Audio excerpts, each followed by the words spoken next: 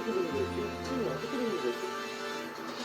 여러분 그거 안녕하십니까. 말고 다른 게 미국 있을 트럼프 거야. 대통령이 이란과의 2차 종전 협상이 불발되자 일방적으로 휴전 연장을 선언했습니다. 2주 휴전 종료를 하루 앞두고 내놓은 발표인데 이번엔 기한도 정하지 않았습니다. 이란 지도부가 심각하게 분열돼 있다며 통일된 안을 내놓을 때까지 시간을 주겠다는 겁니다. 그러면서도 해상 공세와 군사 대비 태세는 유지하겠다고 밝혔습니다. 첫 소식 신용일 기자가 전하겠습니다. 연료 양호하네. 현지 시간 21일 트럼프 대통령은 이란과의 휴전 만료일을 하루 앞두고 휴전 연장을 선언했습니다. 이란 지도부가 심각하게 분열돼 있고 중재국인 파키스탄의 무니르 총사령관과 샤리프 총리가 이란 지도부와 협상단이 통일된 제안을 마련할 때까지 이란 공격을 중단해달라고 요청했다고 이유를 설명했습니다. 그러면서 이란의 제안이 제출되고 협상이 어느 쪽으로든 종결될 때까지 휴전을 연장할 거라고 선언했습니다. 이번 휴전 연장 선언은 이란과는 합의하지 않은 것으로 트럼프는 연장 만료 시점을 특정하지 않았습니다. 사실상 무기한 연장이라는 해석 속에 한 미국 언론은 사흘에서 닷새 정도만 휴전을 연장하는 방안을 트럼프가 검토 중이라고 보도했습니다.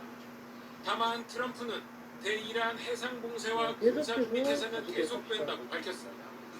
트럼프는 이란 봉쇄를 풀어주면 나머지 이란 영토와 지도자들을 모두 폭격하지 않는 한 이란과의 합의는 결코 이뤄질 수 없을 거라고 주장했습니다. 지난주엔 브래드 쿠퍼 미 주무사령관이 이스라엘을 방문해 이란 내 국가 기관 시설과 에너지 기반 시설 파격 목표를 설정하는 등 공동 작전 계획을 세운 걸로 알려졌습니다. 이스라엘 공영방송 칸은 이스라엘과 미국이 2주 휴전 시부터 중동 전역에서 연합훈련을 하며 전쟁 재개를 준비해왔다고 전했습니다. 트럼프의 일방적 휴전 선언과 2차 종전 협상 불발 속에 군사적 긴장이 높아지면서 중동 정세는 더 불확실한 상황으로 빠져들고 있습니다. 이 차량 같은 경우에는 주문은 이제 자동이에요. 이란은 미국과의 2차 종전 협상을 거부하고 형식이라고 보시면 트럼프의 되겠습니다. 휴전 연장도 인정하지 않는다고 밝혔습니다. 이란에 대한 해상 공세를 유지하고 있는 미국을 향해선 필요하면 무력으로 해제할 수 있다고 경고했습니다. 두 번째 정류장 출발했고요. 바로 우회전을 해주도록 합시다. 현지 시간 21일 밤 미국과의 2차 종전 협상이 결렬되기 직전 이란 테헤란에서는 협상 반대 집회가 열렸습니다. 이란의 핵심 전력으로 집속탄으로 이스라엘을 공격했던 사거리 2,000km 가드르 미사일 그리고 인도양 디에고 가르시아 미군 기지를 향해 발사한 것으로 알려진 미사일 코람샤르 4까지 등장했습니다.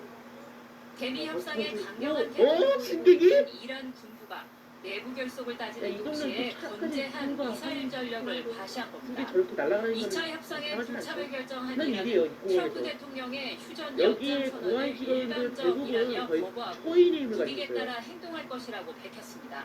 이란 지도부는 미국의 호르무즈 역봉쇄를 협상 걸림돌로 일제히 거론하고 나섰습니다. 이슬람 혁명 수비대는 미국의 해상 봉쇄 유지를 적대 행위로 규정하고 필요시 무력으로 봉쇄를 해제할 것이라고 경고했습니다. قدرتمندان هجوم می‌آورند و به امریکای متجاوز و رژیم کودککش صهیونیستی شدیدتر از قبل درس عبرت دیگری خواهند داد. 이란 협상단 대표인 갈리바프 이란 의회 의장의 한 참모도 해상 봉쇄를 계속하는 것은 폭격과 다를 바 없다며 군사적 대응이 필요하다고 주장했습니다. 공공파로 분류되는 아랍이치 외무장관도 휴전 만료 직전 올린 글에서 이란 항공 봉쇄는 전쟁 행위이며 휴전 협정 위반이라고 지적했습니다. 그러면서 이란이 미국의 봉쇄를 무력화하고 자국의 이익을 지키고 협박에 저항하는 방법을 알고 있다고 강조했습니다. SBS 틀 자체가 유럽이다 보니까 미국이 협상 지렛대로 삼고 있는 대이란 해상 어쩔 수 공세는 없는 것 같아요. 호르무즈 해협을 넘어 인도양까지 저 앞에 이제 확대됐습니다. 물류창고가 이란산 원유를 싣고 가던 유조선을 납포하고 그 영상도 이정료선은 공개했습니다. 이제 수립 이란은 오만만 인근을 지나던 화물선에 총격을 가하며 해협 막골 봉쇄를 강화하고 있습니다. 계속해서 저런 전영욱 기자. 정류소는 저런 정류소를 지나면은 현재 자동으로 시간 안내 21일 방송도 미 아니기 때문에 국방부가 따로 공개한 영상입니다. 헬기를 타고 접근한 안내 미군 방송 네이비실 제일 중요해야 대원들이 유조선으로 내려가 선박 전체를 빠르게 장악합니다. 이란산 원유 200만 배럴을 싣고 싱가포르로 향하던 무국적 선박 티파니오로 미군은 이 배를 호르무즈 해협이 아닌 스리랑카 인근 인도양에서 납포했습니다. 이란 관련 선박 차단 범위를 전 세계 공해로 넓히겠다고 공언한 이후 실행에 옮긴 첫사례. 때문에 Enforcement will occur inside Iran's territorial seas and in international waters. 미 국방부는 오, 티파니오가 마이 무국적 제재 대상 선박으로 공해상에서 해상 차단과 승선 수색을 실시했다고 밝혔습니다. 지난 5일 이란 하르그 섬에서 원유를 실은 티파니오는 미국이 역봉쇄 돌입하기 나흘 전인 지난 9일 호르무즈 해협을 통과했는데도 납포 대상으로 삼은 겁니다. 고속도로를 이제 진입하게 됩니다. 지난 19일 중국에서 출발해 이란 항구로 들어오던 화물선 투스파우를 함포를 쏴 장악한 데 이어 두 번째 선박 납포입니다. 미 재무부는 또 이란의 공격용 드론과 탄도미사일 부품을 조달한 혐의로 이란과 티르키예, 아랍에미리트 등의 개인 8명과 단체 4곳을 제재 명단에 추가했습니다. 이란도 호르무즈 해협 봉쇄 강화로 맞서고 있습니다. 이란 혁명수비대 고속정이 오만 북동쪽 바다를 지나던 컨테이너선에 총격을 가했습니다. 그리스선 주소유 라이베리아 국적배로 선체에 심각한 손상을 입었지만 선원들은 무사한 것으로 전해졌습니다. 이란 관영 매체들은 이란군을 경고를 무시해 혁명수비대가 발포했다면서 호르무즈 해협 통제권을 적법하게 행사했다고 주장했습니다. SBS 전용우입니다.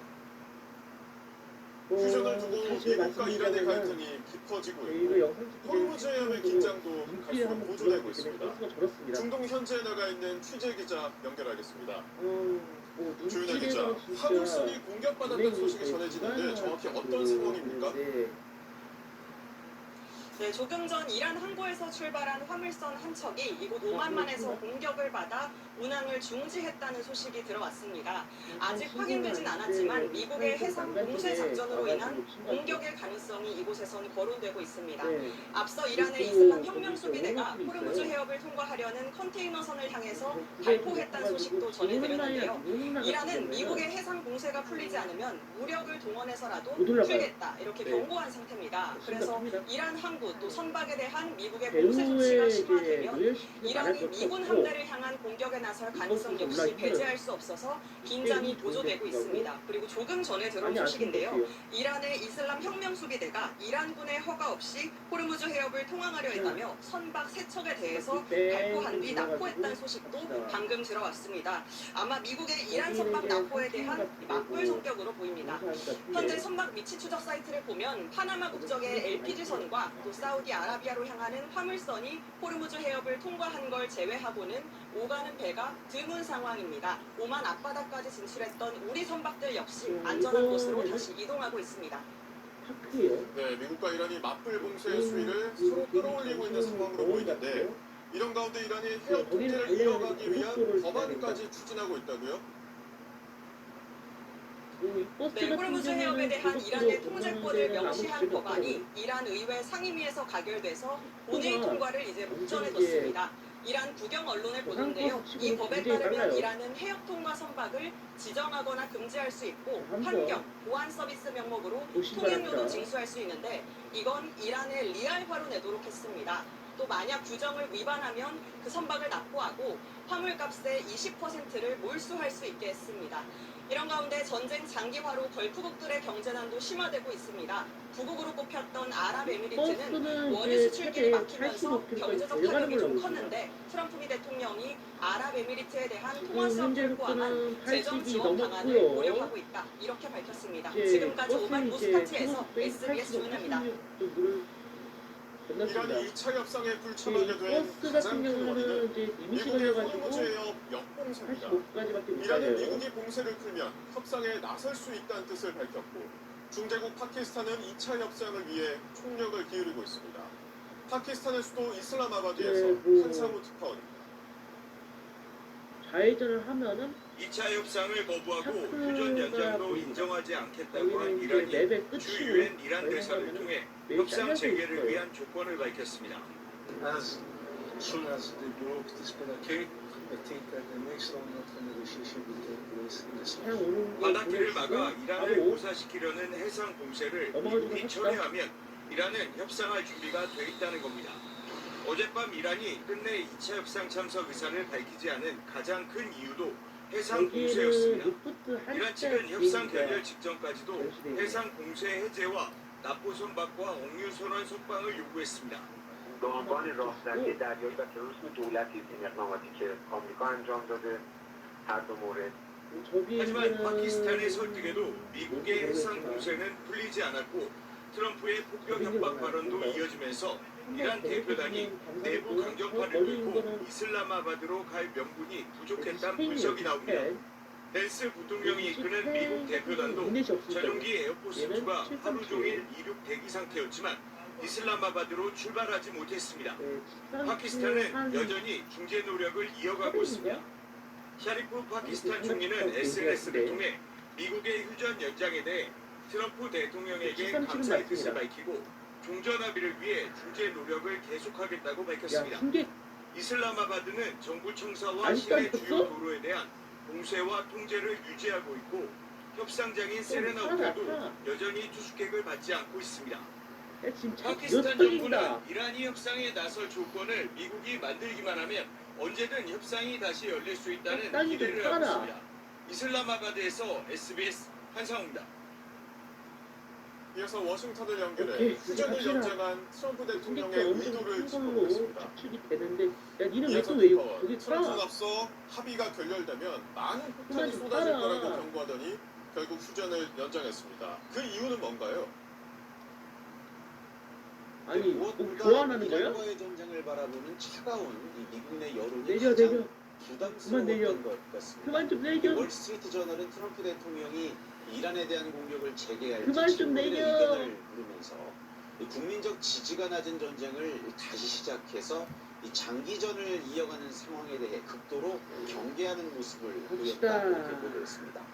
이 트럼프의 지지율은 집권 2기 행정부 출범 이후 최저치인 33%를 기록했고 특히 경제 정책에 대한 지지율 한 달 전보다 8%포인트 떨어진 30%로 폭락했습니다. 이 6주 안에 끝내겠다던 전쟁이 8주차에 접어들면서 이 유가를 비롯한 물가가 고공행진을 이어가고 있습니다. 이 상태라면 이 다가올 중간선거에서 공화당이 연방 상하원에서 다수당 지위를 지키기 어렵다 이런 위기의식이 반영됐다고 봐야 할 것 같습니다.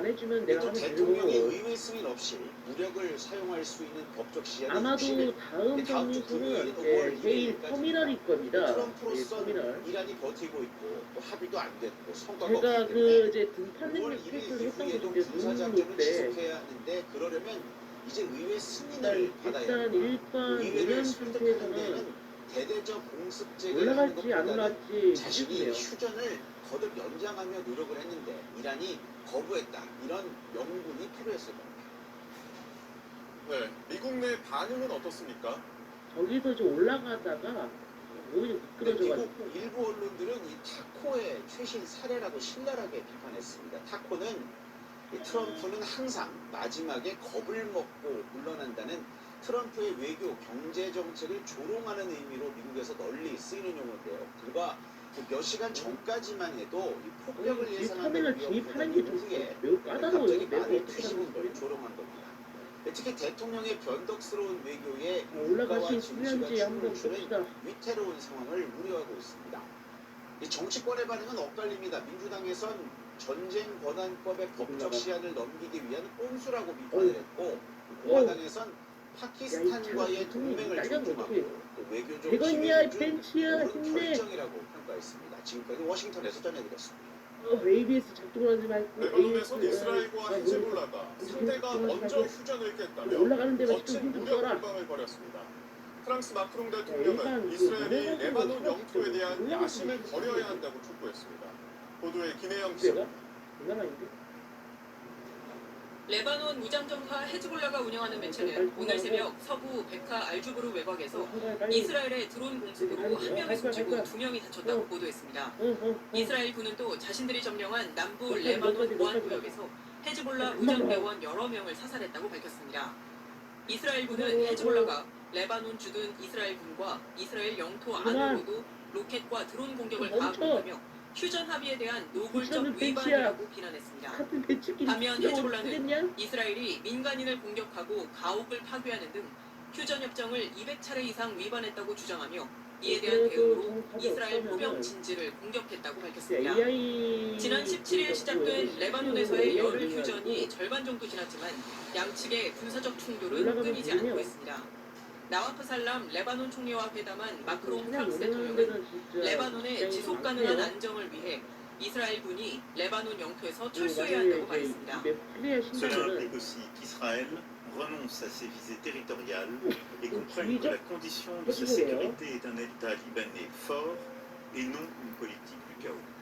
동시에 레바논 내 친이란 무장정파 헤즈볼라를 향해서도 이스라엘 겨냥을 중단하고 국가의 권한을 대신하는 척하지 말라고 촉구했습니다. 한편 이스라엘군은 레바논 남부 데벨에서 예수상을 훼손해 무리를 일으킨 병사와 이를 촬영한 병사를 전투 임무에서 배제하고 30일간 구금 조치했다고 밝혔습니다. 자미르 이스라엘군 참모총장은 이번 사건이 용납할 수 없는 행위이자 도덕적 실패라고 자인했습니다. SBS 김혜영입니다. 트럼프 대통령은 앞서 전쟁이 곧 끝날 거라고 주장했지만 정작 협상은 시작도 못하고 이어졌습니다. 대체 무엇을 위한 전쟁인지 백악관 내부에서조차 엉망진창이란 비판이 나오고 있습니다. 아직 할 일이 남았다며 종전을 방해하고 있는 네타냐후를 향해서도 비난이 쏟아지고 있습니다. 장훈경 기자의 보도입니다. 오늘 밤 한 문명 전체가 사라질 것이다.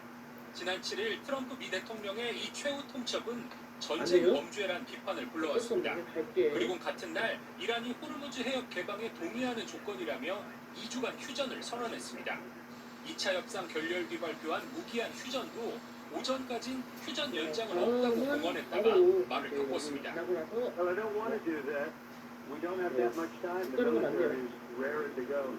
대륙 군사 공격으로 위협했다가 We're going to hit them extremely hard over the next 2 to 3 weeks. We're going to bring them back to the Stone Ages where they belong.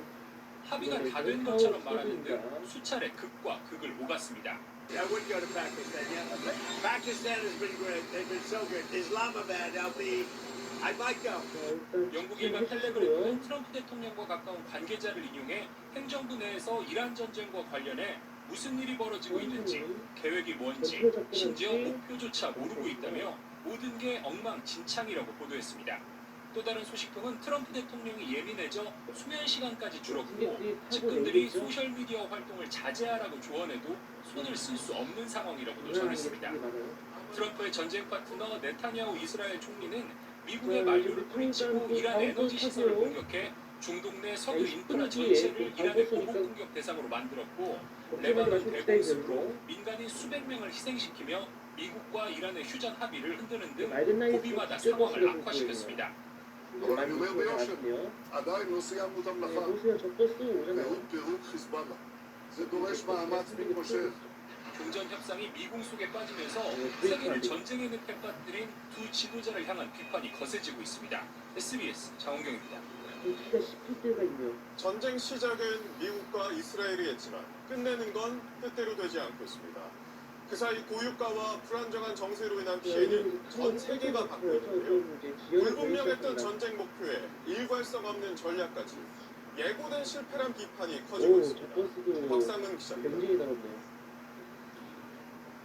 지난 2월 미국과 이란은 3차 핵 협상을 마치고 다음 협상을 앞두고 있었습니다. 합의에 근접했던 것으로 알려졌지만 트럼프 대통령은 전격적으로 전쟁을 시작했습니다. Our objective is to defend the American people by eliminating imminent threats from the Iranian regime. 경제난과 반정부 시위로 약화된 이란 체제를 전복할 기회로 판단한 네타냐후 이스라엘 총리의 강한 설득이 있었던 것으로 알려졌습니다. 하지만 하메네이 사망 이후 아들이 권력을 승계해 이란 정권은 더 강경해졌고 호르무즈 해협 봉쇄에 나서면서 미국의 계획은 꼬이기 시작했습니다. 약간이나마 있습니다. 걸프국들의 원유 수출이 막히고 에너지 시설 타격으로 유가가 폭등하면서 전쟁 충격이 전 세계로 번졌습니다. 이달이 처음으로 호르무즈 해협을 봉쇄했고 호르무즈 해협에 대한 전략 자산 가치 이걸 몸으로 체득을 한 거죠. 이란이 호르무즈 해협을 걸어 잠그고 버티기에 들어가자 트럼프는 체제 정복에서 이란 군사력 무력화로 핵물질 제거에서 핵개발 중단으로 전쟁과 협상 목표를 계속 바꿔왔습니다. 이란과 휴전에 합의한 이후 협상 국면에선 이란 해상 봉쇄와 선박 납포 같은 강경 대응으로 오히려 이란 내 군부 강경파의 영향력을 키워져 결국 2차 종전 협상이 불발됐습니다. non-negotiated status quo. One in which the Iranians do not get sanctions relief, but they do retain control of the Strait of Hormuz. 극심한 경제난 속에 이란도 종전이 필요하지만 협상력의 핵심인 호르무즈 해협 봉쇄를 먼저 풀긴 어렵습니다. 이 때문에 호르무즈 해협을 둘러싼 저강도 분쟁 상태가 장기화할 가능성이 제기됩니다. 전쟁 장기화의 여파로 심각한 식량난을 겪는 인구가 아시아와 아프리카를 중심으로 4,500만 명 더 늘 거란 전망이 나오고 있습니다. SBS 박상입니다. 코스피가 또 한 번 고점을 높이며 사상 최초로 6,400선을 돌파했습니다. 종전 협상이 불발되는 악재 속에서도 우리 증시가 다른 흐름을 보이는 이유를 박재현 기자가 짚어봤습니다. 미국과 이란의 두 번째 종전 협상 불발에도 코스피는 이틀째 최고 기록을 갈아치웠습니다. 코스피는 한때 6,310선까지 떨어졌지만 오후 들어 상승 전환에 어제보다 29포인트 오른 6,417로 마감했습니다. 개인 투자자가 약 1조 2천억 원을 사들이며 상승을 주도했습니다. 대규모 계약을 체결한 2차 전지, 조선기업 주식이 큰 폭으로 올랐고 방산주도 상승했습니다. 삼성전자와 SK하이닉스는 외국인과 기관의 매도세에 소폭 하락했습니다. 전쟁 장기화 우려에 하락한 뉴욕 증시와 달리 코스피가 상승 흐름을 보이는 건 그만큼 전쟁에 대한 민감도가 낮아진 거란 분석이 나옵니다. 시장이 둔감해지는 영향을 갖고 있는 걸로 생각이 됩니다. 전쟁의 방향성보다는 국내 산업의 흐름, 향후 전망에 따라서 주가가 움직이는 실적 장세로 실제로 증시 대기 자금인 투자자 예탁금은 121조 원으로 전쟁 전 수준을 회복했습니다. 여기에 머니마켓 펀드 설정액 259조 원, 종합자산관리계좌 잔고 112조 원 등 증시 유입 가능성이 있는 단기 자금도 풍부합니다. 하지만 증시 상승과 함께 빚내서 투자하는 이른바 비투도 다시 과열될 조짐을 보이고 있습니다.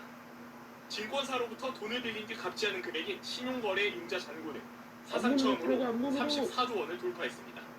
신용으로 하게 되면은 반대매매에 대상이 될 수 있기 내가 열어준 때문에 남문은 그런 경우가 몇 콤이냐? 번씩 중간에 있었거든요. 주가 하락에 베팅하는 국내부 대기자금인 대차거래 잔고도 165조 원을 돌파하며 역대 최대치를 기록한 만큼 무리한 투자는 자제하라는 게 전문가들의 조언입니다.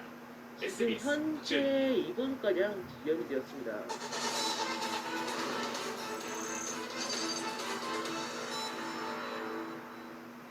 중동으로 향하던 우리 중고차 수출길은 벌써 2달째 꽉 막혀 있습니다.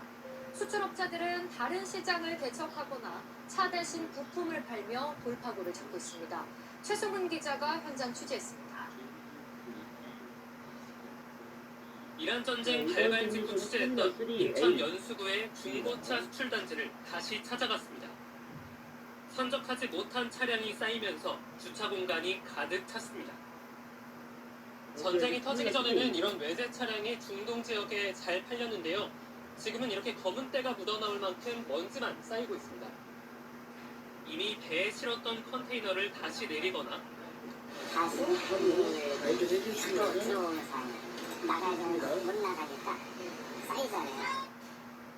자동차를 실어야 할 컨테이너에는 트럭 부품을 실었습니다. 구석 나가는 거, 구석. 차 구석. 수출액이 안 되니까 이제 이런 걸 하는 거예요. 이번에는 빈지역에 중고차 넘기 수출의 때문에 35%를 차지하는 최대 시장인 중동으로 가는 길목이 봉쇄된 후 수출 규모는 전쟁 직후 한 달 새 70% 넘게 급감했습니다. 대체 항로를 통해 중동 수출을 이어가 보려 하지만 문제는 운송비입니다. 인천에서 아랍에미리트 포르파카난까지의 운송비는 전쟁 전 컨테이너당 1,500달러 수준에서 6,000달러 수준까지 올랐고 현지 추가 비용까지 더하면 10,000달러에 육박합니다. 컨테이너 한 대에는 차 3대가 실리는데 운송비가 차값과 맞먹는 수준입니다. 오른 운임을 생각하면 가격을 더 받는 게 맞지만 시세는 오히려 떨어졌습니다. 선정료가 올라가고 달러의 환율 변화 때문에 그 변화되는 폭을 차량 가격에 이제 바이어들이 이제 입력을 하다 보니까 기존의 가격 판매 가격대가 20-30% 이상은 떨어졌다. 차를 버릴 수 없는 수출업자들은 다른 시장을 찾아 판로를 다변화하려 애쓰는 중입니다. 타지키스탄이나 그러니까 탄 지역이라고 하는 우리 중앙아시아 쪽 바이어들과 이리스 살려는 노력들을 하는 것이고 막힌 중동 수출길과 치솟는 물류비, 가격 인하 부담까지 겹치며 중고차 수출 현장의 어려움은 커지고 있습니다. 4분 가까이 SBS 최승훈입니다. 전쟁 여파로 지난달 생산자 물가가 4년 만에 가장 큰 폭으로 뛰었습니다. 소비자 물가도 들썩일 가능성이 커진 건데 여기에 전쟁이 장기화될 경우 물가 상승 속에 경기까지 침체되는 스태그플레이션이 생길 수 있다는 우려가 나옵니다. 이태권 기자의 보도입니다. 왜냐하면 이제 공장에서 플라스틱 용기와 비닐을 떼다 파는 이 업체는 요즘 가격을 수정하는 게 일입니다. 4월 중순 이후로 원료가 올라간다라고 다들 이제 공장에서는 공문들을 다 받았대요. 그래서 그거를 또 다시 또 반영하겠다. 지난달 생산자 물가는 전월 대비 1.6% 올랐습니다. 7개월 연속 상승이자 러시아 우크라이나 전쟁이 한창이던 2022년 4월 이후 최대 상승률입니다. 중동 전쟁으로 국제 유가가 뛰면서 석탄 및 석유 제품이 28년 만에 최대폭인 31.9%나 오른 영향이 컸습니다. 생산자가 시장에 공급하는 상품과 서비스의 가격 변동을 나타내는 생산자 물가는 보통 3개월 정도의 시차를 두고 소비자 물가에 반영됩니다. 16%나 급등한 수입 물가에 이어 생산자 물가까지 상승하며 장바구니 물가가 오를 가능성은 커졌습니다. 세일할 때만 나왔어요. 비를 가지고는 가장 많이 사놨어요. 기름값도 그러니까 할 수 없지 않나요? 그 전쟁판에 그런 수독돼야지. 그나마 석유 최고 가격제가 물가 급등을 막은 걸로 나타났습니다. 국책연구기관인 KDI는 석유 최고 가격제와 유류세 인하가 지난달 소비자 물가를 최대 0.8%포인트 낮추는 효과가 있었다고 분석했습니다. 문제는 전쟁이 장기화되고 고유가 상황이 이어지면 경기 침체와 물가 상승이 동반되는 스태그플레이션이 올 수 있다는 점입니다. 고유가 상황은 올해 연말까지 계속될 거기 때문에 이것은 결국은 더 올해 성장률 전망치를 끌어내릴 가능성이 크다 이렇게 봅니다. 추경 등 정부의 확장 재정이 경기 침체는 방어하더라도 물가 상승을 부추길 수 있다는 지적도 나옵니다. SBS 이태원입니다. 지방선거를 목전에 두고 국민의힘 내부가 어수선합니다.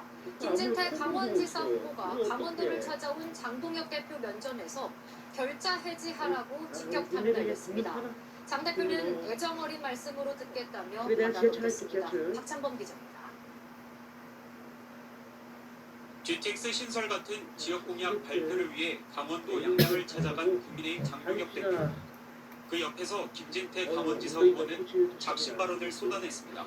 내가 원래 빨간 당이었는데 이번엔 주황당 생각하면 얼굴이 나서 투표 안 한다. 이런 사람들이 많습니다.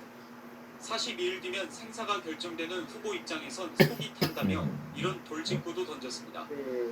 결자 해지가 필요합니다. 김 후보 측은 SBS에 결자 해지란 말은 거취에 대한 문제, 즉 대표직 사퇴를 뜻한다고 했습니다. 김 후보 말을 받아 적던 장 대표는 애정의 말씀이라 생각하겠다며 즉각적 반박은 하지 않았습니다. 선거에서 이기기 위해서 당이 중앙당이 무엇을 해야 될지에 대해서 고민해 보도록 하겠습니다. 장 대표는 대신 현 정부의 안보관 등을 비판하는 글들을 SNS에 올렸는데 당 지도부의 한 인사는 지방선거 국면에선 정부 실정을 비판하며 고공전을 펼치는 게 대표의 역할이라고 엄호했고 장 대표와 거리두기에 나선 일부 광역단체장 후보들에 대해선 원래 지방선거는 후보자 중심으로 치러진다고 주장했습니다. 이런 가운데 국민의힘 공천관리위원회는 광주특별시장 후보로 이정현 전 공천관리위원장을 전북지사 후보로 양정구 전 전주갑 당협위원장을 각각 발표했습니다. 일부 국회의원 재보궐선거의 공천 결과도 처음 발표했는데 경기 안산갑의 김석훈 전 당협위원장, 충남 아산을의 김민경 당 마편한 특위 간사, 전북 군산 김제 부안갑의 오지성 전 당협위원장을 후보로 내세웠습니다. SBS 박찬범입니다. 여당도 속사정이 복잡합니다. 민주당 정청래 대표는 바다위 선상 최고위원회까지 열며 헌장 행보를 이어갔지만 친명계 최고위원들의 시선은 싸늘합니다. 이들은 전북지사 경선 결과에 항의해 12일째 단식 중인 안호영 의원을 찾아가 지금 대의에서 최고위 할 때냐며 정 대표를 향해 날을 세웠는데요. 정 대표는 그동안 단식 현장을 찾지 않았고 안 의원은 오늘 오후 법원에 이송됐습니다. 하정현 기자의 보도입니다. 우회전. 어제부터 1박 2일로 경남 통영을 찾은 민주당 정청래 대표. 오늘 오전 김경수 경남지사 후보 등과 함께 통영 욕지도 앞바다에서 선상 최고위원 회의를 열었습니다. 우리 정치는 더 불편하고 더 먼 것, 더 절실한 곳에 먼저 귀를 기울여야 합니다. 오늘 바다 위에서 선상 최고위를 여는 이유도 바로 여기에 있습니다. 정 대표는 이재명 대통령의 측근인 김용 전 민주연구원 부원장의 국회의원 재보궐선거 공천 여부 등에 대한 당내 논란을 의식한 듯 이런 말을 했습니다. 선거는 이기려 합니다. 이제 안무에 배우죠. 모든 선거의 핵심 전략은 국민 눈높이와 다른 집들은 승리의 연습 동안 관점입니다. 질문에만 타고 있었어. 같은 시각 친명계 강득구 이현주 최고위원은 이 선상 지도부 회의에 불참하고 이원택 전북지사 후보의 밥값 대납 의혹에 대한 재감찰 등을 요구하면서 국회에서 12일째 단식 중인 안호영 의원을 찾아갔습니다. 두 최고위원은 지금 선상에서 최고위원 회의나 할 때냐며 정 대표를 직격했습니다. 당 대표실이 바로 여기 있습니다. 저는 한 번도 아직 안 왔다는 얘기. 적어도 지도자가 아무리 현장 최고위가 중요하다고 하더라도 예배하고 간다. 어제 우원식 국회의장에 이어 오늘 송환석 국민의힘 원내대표까지 단식 현장을 방문했는데 정 대표는 전혀 찾아오지 않고 외면했단 겁니다. 오늘 오후 안 의원은 건강 악화로 병원으로 이송됐습니다. 이런 가운데 전북 전주에서 정 대표가 당을 사당화하고 있다고 주장하는 시민단체들의 집회가 열리기도 했는데 공천을 둘러싼 여당 내 계파 갈등이 커지는 분위기입니다. SBS 하정은입니다. 동물원을 탈출한 늑대 늑구가 9일 만에 무사히 돌아왔는데 이번엔 경기 광명에서 사슴 5마리가 농장을 탈출했습니다. 광명시는 재난안전문자를 보내고 수색에 나섰습니다. 보도에 동은영 기자입니다.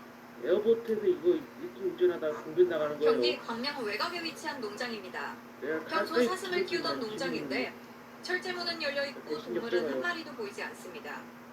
오늘 오후 12시 반쯤 이 농장에서 사슴무리가 탈출했다는 신고가 접수됐습니다.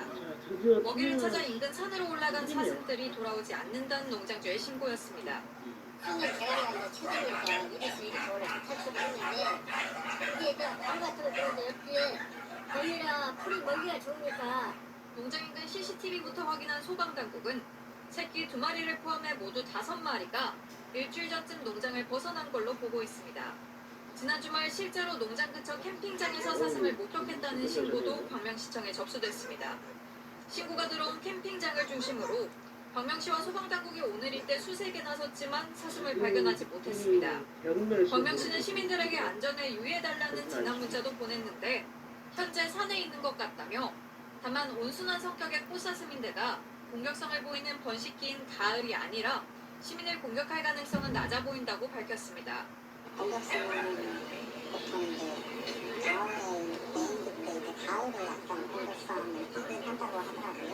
앞서 재작년 가을엔 경기 수원의 한 공원에서 수컷 사슴이 30대 남성과 60대 여성을 풀로 공격하기도 했습니다. SBS 동은영입니다. 2년 전 23명이 숨진 아리셀 화재 참사와 관련해 회사 경영진들이 항소심에서 대폭 감형을 받았습니다. 회사 대표는 징역 15년에서 4년으로 줄었습니다. 유족들은 너무 가벼운 판결이라고 반발했습니다. 안희재 기자가 취재했습니다. 재작년 6월 23명의 목숨을 앗아가고 9명이 다쳐 대표적 인재로 지목됐던 아리살 배터리 공장 화재 참사.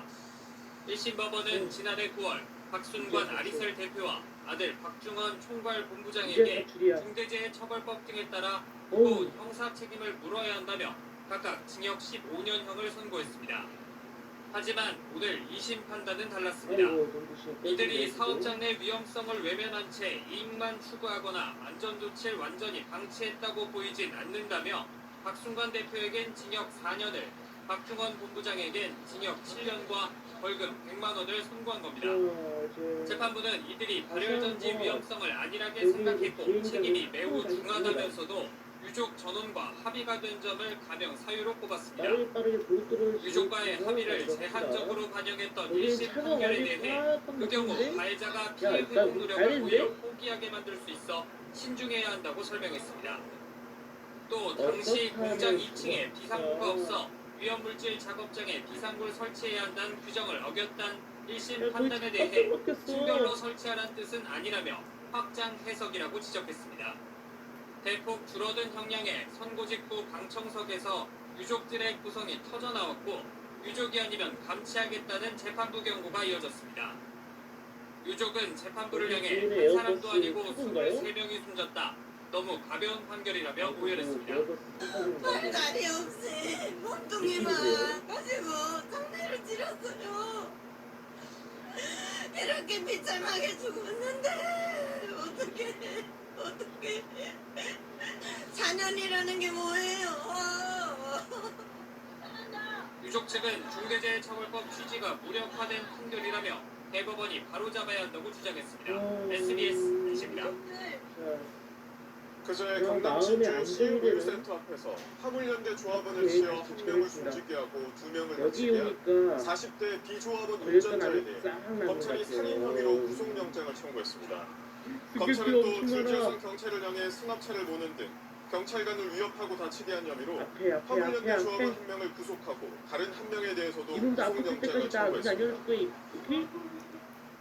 여수 세계 선박람회장 조성 예산 가운데 140억 원 정도가 토목공사에 집중된 것으로 확인됐습니다. 15년 넘게 방치됐던 간척지를 행사장으로 선정하면서 토목공사에만 예산을 써버린 것 아니냐는 지적이 나옵니다. KBC 김동수 기자가 취재했습니다. 죄송합니다. 무게. 공사판 한가운데 건물 골조공사가 한창입니다. 여수 선박람회 주행사장 주재관인 인공섬으로 투입된 예산만 100억 원에 달합니다. 요즘 되게 중요한 게 안전이잖아요. 행정할 때 문제없이 안전하게 할 수 있는 시공을 지금 하는 거잖아요. 선박람회 총 사업비 1,653억 원으로 이중 연계사업을 제외한 예산은 703억 원. 이 가운데 시비는 365억 원입니다. 여기서 인공섬과 섬 테마존, 아트 포토존 조성 등을 위한 토목공사의 40% 가까운 예산이 들어갔습니다. 선박람회 주 행사장인 진모지구가 가척지인 탓에 사실상 토목공정은 뗄 수 없습니다. 거기 이제 지나가야지 내가 집에 갈 수 있을 텐데. 지금이 딱 판단을 할 수 있는 기회가 없는 거예요. 굳이 인프라가 갖춰진 여수 엑스포관을 두고 100억 원이 넘는 혈세를 그려 토목공사를 하는 게 맞냐는 지적이 나오는 이유입니다. 지난 2009년 진모지구 부지를 사들인 뒤 15년 넘게 버려졌던 가척지를 입지로 선정한 데 대해선 지역 업체들과의 유착 의혹까지 제기되고 있습니다. 같은 경우는 메리트인데도 다른 데는 개발을 이어지도 않고 보면 일단은 교통성이 일단은 접근성이 떨어지니까 결과가 못 나오니까. 개막까지 4개월여밖에 남지 않은 가운데 주재관을 둘러싼 의혹만 갈수록 더해지고 있습니다. KBC 김홍수입니다. 학대 위기에 놓인 아동을 조기에 발견하기 위해 정부가 대책을 내놨습니다. 명료한 건강검진이나 예방접종을 받지 않는 등 병원을 찾은 기록이 없는 6살 이하 아동 5만 8천 명을 모두 조사하기로 했습니다. 박하정 기자 리포트 먼저 보시고 그 얘기 나눠보겠습니다. 3살 배기 딸을 학대해 숨지게 한 친모가 지난달 범행 6년 만에 붙잡혔습니다. 아이한테 할 말 없으세요? 어린이집에 나오지 않는 아이를 확인하기 위해 가정을 방문한 공무원에게 친모는 다른 아이를 친딸처럼 보여줬고 초등학교 예비 소집일에도 다른 아이를 데리고 가 감시망을 피할 수 있었습니다. 지난달 인천에선 20개월 된 아이가 집에서 숨진 채 발견되기도 했습니다. 이런 위기 영유아를 조기에 찾아내겠다며 정부가 대책을 내놨습니다. 필수 예방접종을 제대로 맞지 않았거나 최근 1년 동안 병원을 찾은 기록이 없는 6살 이하 아동 5만 8천 명의 가정을 모두 찾아가 아동의 상황을 확인하기로 했습니다. 지난 2016년 친부와 계모의 학대로 숨진 원영희 사건 이후 초등학교 예비 소집에 불참한 아동에 대한 소재 파악이 해마다 실시되고 있지만 이후에도 아동 사망 사건이 잇따르자 감시망을 더 촘촘히 하겠다는 취지입니다. 전수조사를 5월부터 시작하며 2세 이하 아동의 가정 방문 시에는 전문 인력이 동행하여 조사의 실효성을 높이겠습니다. 내실 있는 가정조사를 위해 결과를 보고할 땐 증빙 자료도 첨부하도록 했습니다.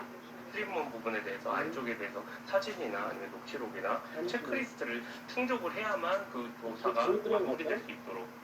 구멍이 많았다는 얘기가 될 수도 있겠네요. 아이의 아동학대 징후를 잘 포착할 수 있는지, 또 전문성을 가지고 있는지 역량 강화가 또 있어야 될 것 같습니다. 정부는 부모가 가정조사를 거부하면 재방문하고 그래도 거부할 경우 경찰에 수사 의뢰하겠다는 계획입니다. 네, 이번 대책이 실제 효과가 있을지 사각지대는 없는지 박하정 기자와 짚어보겠습니다.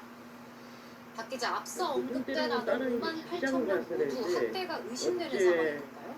꼭 그런 건 아닙니다. 이번 전수조사 대상인 5만 8천 명 중에는 아이가 실제 건강하다고 판단해서 부모가 병원에 안 데려간 경우도 있을 수 있습니다.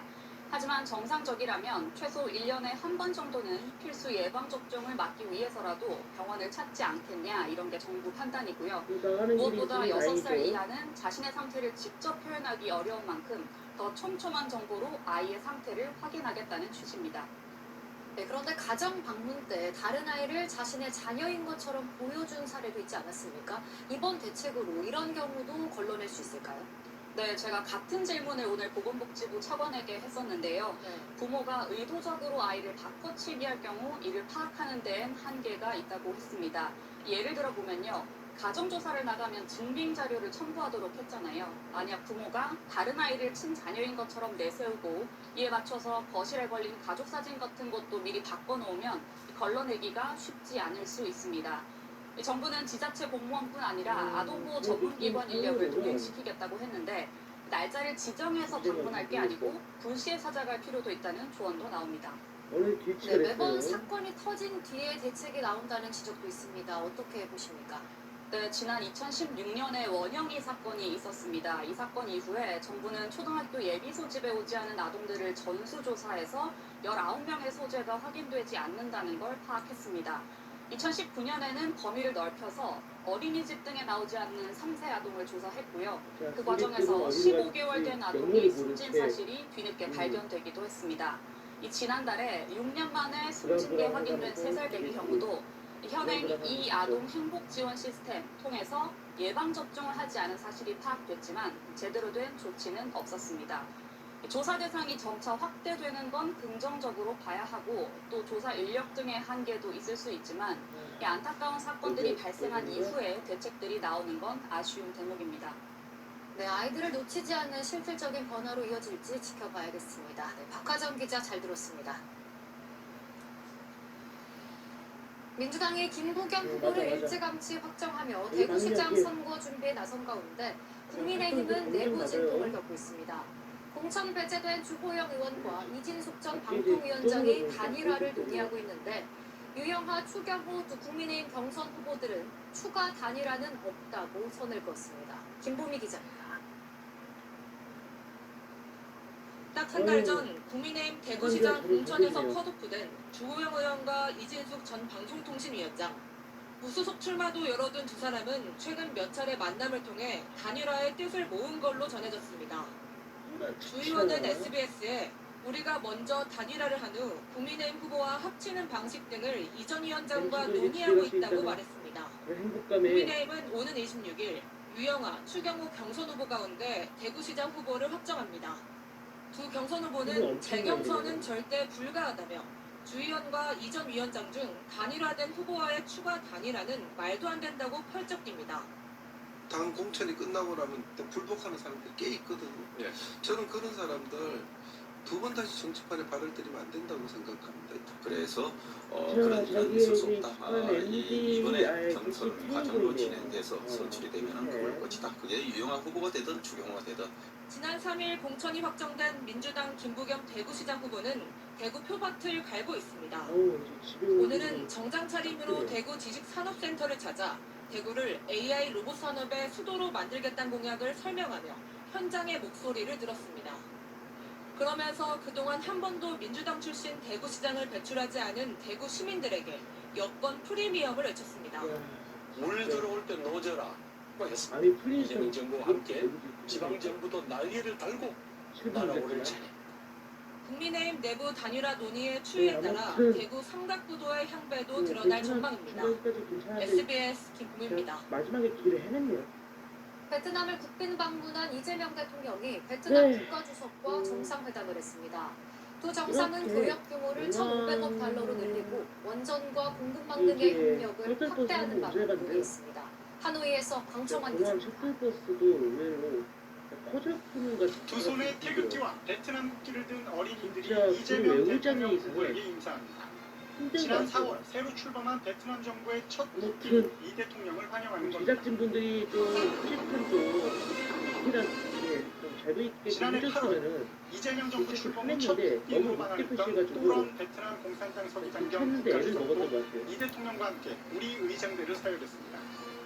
우리나라는 베트남에 가장 많은 투자를 한 나라이자 상호 3대 교역국 중 하나로 두 정상은 1시간 30분 넘게 이어진 회담에서 현재 946억 달러인 양국 교역 규모를 오는 2030년까지 1,500억 달러로 늘리는 방안을 논의했습니다. 오랜만에 중동 전쟁 위기 속에서 에너지 안보를 강화하고 핵심 광물 등 공급망 안정을 위해 협력하는 방안에 대해서도 이야기를 나눈 걸로 전해졌습니다.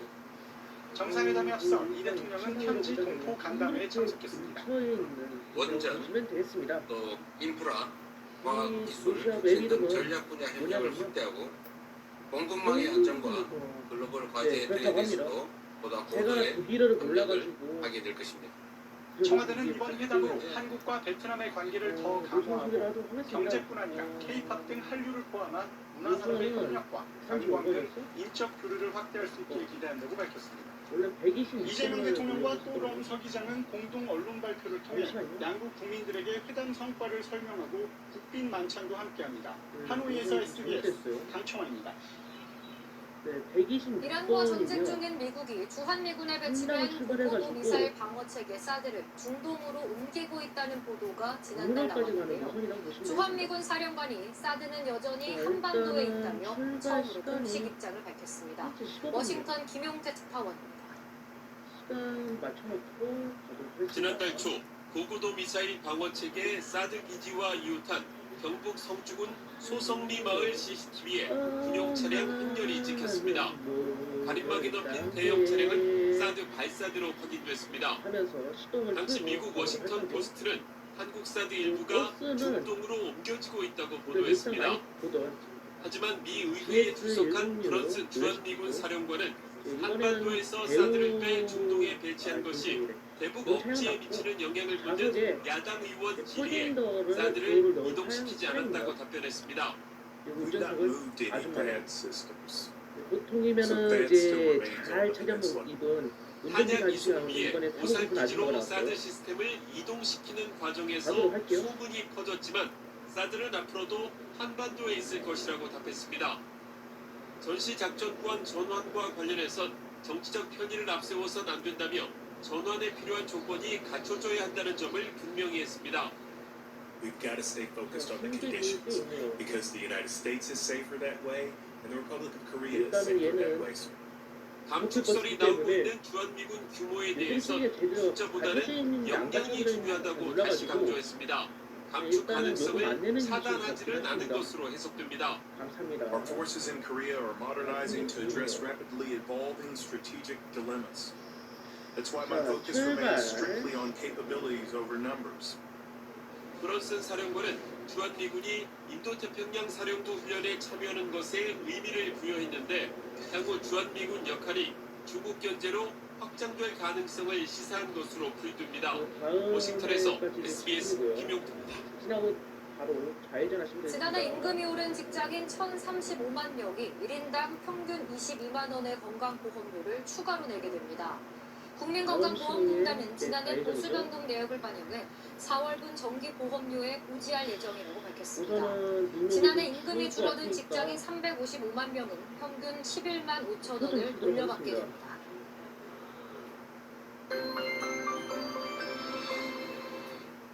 오후부터 황사가 물러나면서 대기질이 대부분 회복이 됐습니다. 내일도 청정한 동풍의 영향으로 전국의 대기질 조금에서 보통 수준이 예상되는데요. 다만 경기 남부와 충남 지역은 오전에 일시적으로 나쁠 때가 있겠습니다. 한편 오늘 일부 남부와 제주에는 비가 내리고 있습니다. 이 비는 내일 낮까지 이어지겠고요. 제주에 최고 40mm가 더 내리겠습니다. 제주 남쪽 해상으로는 저기압이 지나면서 내일 남해안과 제주를 중심으로는 바람도 강하게 불겠습니다. 연일 서풍 계열의 바람이 우리나라에 불고 있어서 동해안을 중심으로 건조특보가 확대되고 있습니다.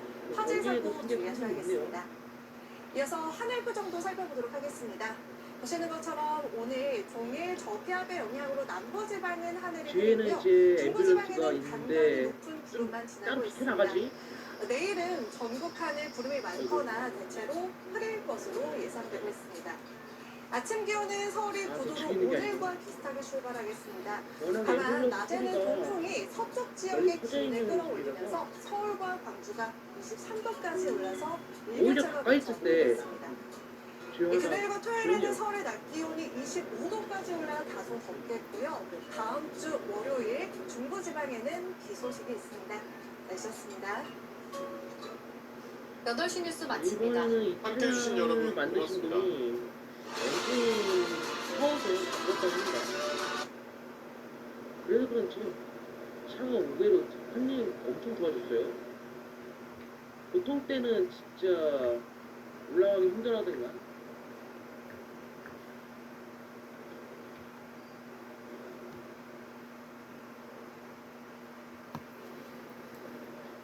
여러분 안녕하십니까? KBS 9시 뉴스입니다.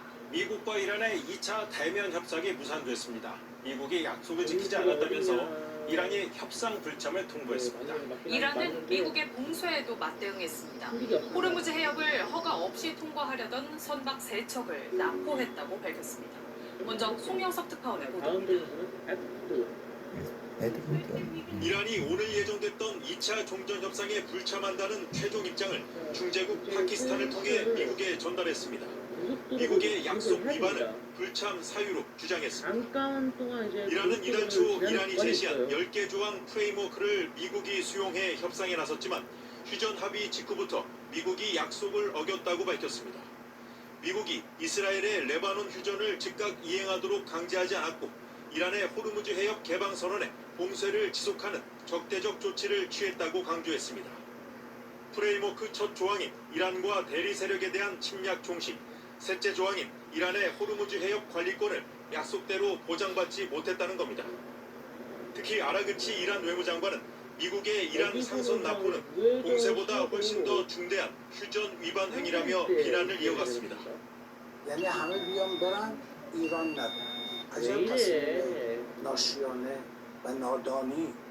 미국이 해상 봉쇄를 풀지 않고 이란 화물선까지 납포하면서 협상 불참 쪽으로 기운 걸로 보입니다.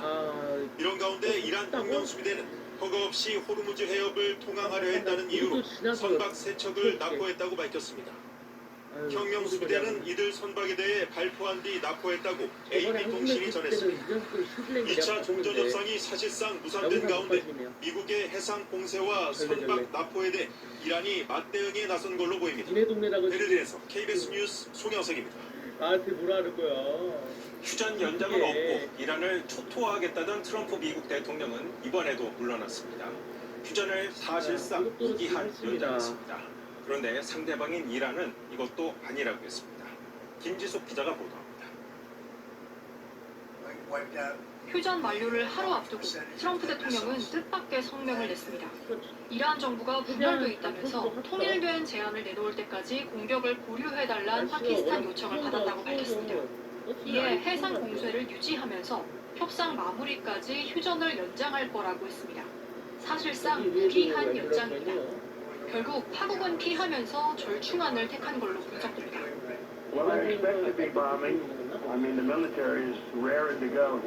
미국 CNN은 미국이 이란으로부터 답을 듣지 못한 이유를 백악관이 이란 내부 분열로 보고 있다고 보도했습니다.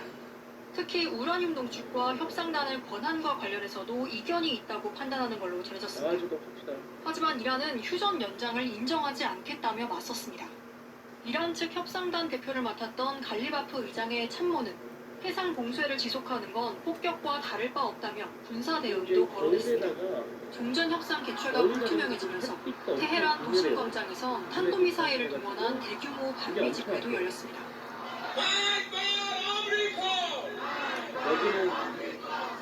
다만 대화 가능성이 완전히 차단된 건 아닙니다. 여기는 한가지고 이 동네는 엄청 좋고 여기는 현실세계는 알 수가 없고 언제 다시 협상이 열릴진 조만간 이번 주 후반 등이 외신에서 거론되지만 여전히 불확실합니다. KBS 뉴스 김지수입니다. 네, 기대를 모았던 대면 협상이 결국 무산된 이유, 미국의 해상 봉쇄란 전제부터 양국이 팽팽히 맞섰기 때문입니다. 양쪽 입장을 워싱턴 김지석 특파원이 자세히 설명해 드립니다. 이 동네에 도대체 무슨 일이 나왔길래 자꾸 엠비에서 트럼프 대통령은 호르무즈 해협 등 이란 해상에 대한 봉쇄가 협상의 핵심 지렛대임을 분명히 했습니다. 이란은 해협 폐쇄를 원하는 게 아니라 오히려 해협을 열어 하루 5억 달러의 수익을 얻고 싶어 한다면서 미국이 봉쇄를 푼다면 이란을 파괴하지 않는 한 합의는 결코 불가능할 거라고 주장했습니다. 군사 공격보다 경제적 압박으로 전략을 전환하겠다는 얘기입니다. 실제 이란 경제의 젖줄인 하르그 섬의 석유 저장고는 포화 상태이며 유정 원유 수출도 사실상 중단될 거라고 미 재무장관은 언급했습니다. 이에 이란은 해상 봉쇄는 폭격과 다를 바 없다며 미국이 봉쇄를 끝내야만 회담이 재개될 거라고 못 박았습니다. 이에 더해 트럼프 대통령에 대한 이란의 깊은 불신도 협상 교착의 한 요인으로 꼽힙니다. 다만 전쟁 장기화에 대한 미국 내 우려가 크고 이란 역시 경제적 압박에서 탈출구가 필요한 만큼 다시 협상이 열릴 수 있다는 관측도 나옵니다. 특히 미 의회 승인이 없을 경우 군 투입 60일 내로 병력을 철수해야 하는 만큼 시한인 다음 달 1일이 전환점이 될 수 있다는 분석도 나옵니다. 불안한 휴전이 이어질 거란 전망이 우세한 가운데 트럼프 대통령은 휴전 기한을 무기한이 아닌 사흘에서 닷새 정도로 고려 중이라고 현지 언론이 보도했습니다. 워싱턴에서 KBS 뉴스 김지숙입니다. 이번에도 키보드 협상을 중재한 파키스탄은 막판까지도 종전 협상에 나오라고 이란을 설득했습니다. 일단 실패했지만 불씨를 다시 살리려고 애쓰고 있습니다. 이슬라마바드를 연결합니다. 자, 이성준 특파원, 그곳은 협상 때문에 거의 봉쇄 수준이었는데 지금도 그렇습니까?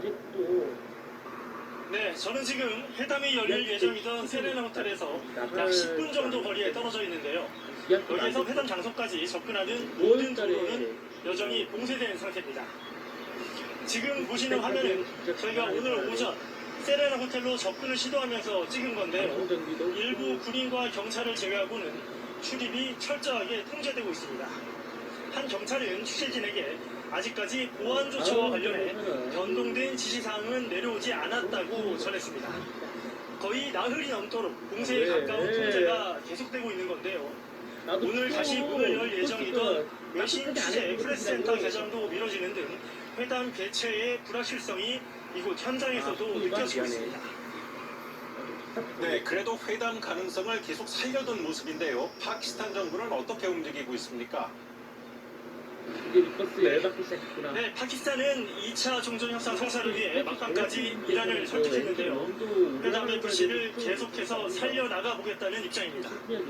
차리프 파키스탄 총리는 자신의 SNS에 무력 충돌을 협상으로 타결하기 위해 성실하게 노력을 계속하겠다고 강조했습니다.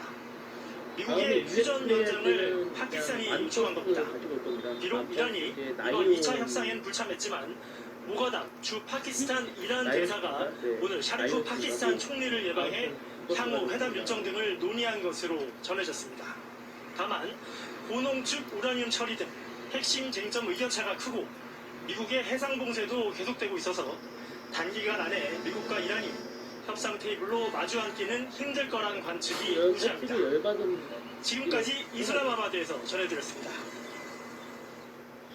이란의 강한 반발에도 봉쇄를 풀지 않겠다고 밝힌 미국은 실제로 인도양에서 이란과 관련 있는 유조선을 또 납포했습니다. 예고한 대로 봉쇄 범위도 넓힌 겁니다. 보도에 김규수 기자입니다. 얘도 왜 서 있는 거예요? 미군 헬기가 이란과 연계된 유조선 갑판에 착륙을 시도합니다. 헬기에서 내린 미군 최정예 네이비실 대원들이 신속하게 납포 작전을 벌입니다. 이 배는 원유 200만 배럴을 실을 수 있는 무국적 유조선 티파니호입니다. 지난해 7월 미 재무부 제재 대상에 오른 이른바 그림자 선단입니다. 이란에서 원유를 실은 티파니호는 미군의 봉쇄를 뚫고 싱가포르로 향하던 중이었습니다. 티파니호가 납포된 장소는 이란에서 수천 킬로미터 떨어진 인도양 공해상입니다. 이란 해상을 봉쇄 중인 미국이 작전 범위를 인도 태평양까지 확대하며 압박 수위를 끌어올린 겁니다. We are also conducting similar maritime interdiction actions and activities in the Pacific AOR against those ships that left that area before we began the blockade. 앞서 미국은 중국에서 출발해 오만만 인근 해상을 지나던 이란 화물선 투스카호를 납포해 이란이 강력 반발했습니다. 트럼프 대통령은 좋지 않은 물건이 실렸다며 이란과 중국을 함께 저격하기도 했습니다. We got a ship yesterday that had some things on it which wasn't very nice. A gift from China, perhaps. I don't know. 미국의 연이은 선박 납포는 이란과의 종전 협상 개최 여부에도 영향을 미칠 것으로 전망됩니다. KBS 뉴스 김규수입니다. 호르무즈 해협에도 다시 긴장이 높아졌습니다. 실제로 공격까지 받는 배들이 잇따라 나오고 있습니다. 오만으로 갑니다. 자, 유지현 기자, 나포에 또 피격에 걱정스러운 소식인데요. 어떤 배들이 공격당했습니까? 네, 이란 쪽에서 출항하는 화물선 한 척이 공격을 받았다고 영국 해사무역기구가 전했습니다. 미군 측의 공격인지는 아직 확인되지 않고 있습니다. 앞서 오늘 오만 북동쪽 15해리 해상에서도 화물선 한 척이 이란 혁명수비대의 공격을 받았는데요. 사전 우전 교신 없이 발포해 조타실이 심각한 손상을 입은 것으로 알려졌습니다. 현재 우리나라 선박을 포함한 대부분 선박들은 아랍에미리트 두바이 쪽 해상과 북쪽 해상에서 대기하고 있는데요. 로이터는 지난 24시간 동안 국적불명의 선박 3척이 호르무즈 해협을 통과했다고 보도했습니다. 네, 이란의 호르무즈 해협 통제법이 의회에서 곧 처리될 모양이네요. 네, 호르무즈 해협에 대한 이란의 통제권을 명시한 법안인데요. 이란 의회 상임위를 통과했고 본회의에 상정될 예정입니다. 법안이 최종 통과되면 호르무즈 해협을 통과하는 선박은 환경과 보안 서비스 명목의 통행료를 내야 하는데요. 이란 화폐인 리알화로만 받도록 했습니다. 또 적대 국가 소속 선박은 통과를 금지하고 있고요. 통과 신청 서류에는 미국이 이란을 배척할 때 쓰는 말인 아라비아만이나 걸프만 대신 페르시아만이라는 용어를 써야 합니다. 만약 법을 위반할 경우 정부가 선박을 납포하고 화물 가치의 20%를 몰수할 수 있도록 했습니다. 지금까지 오만에서 KBS 뉴스 유재인입니다.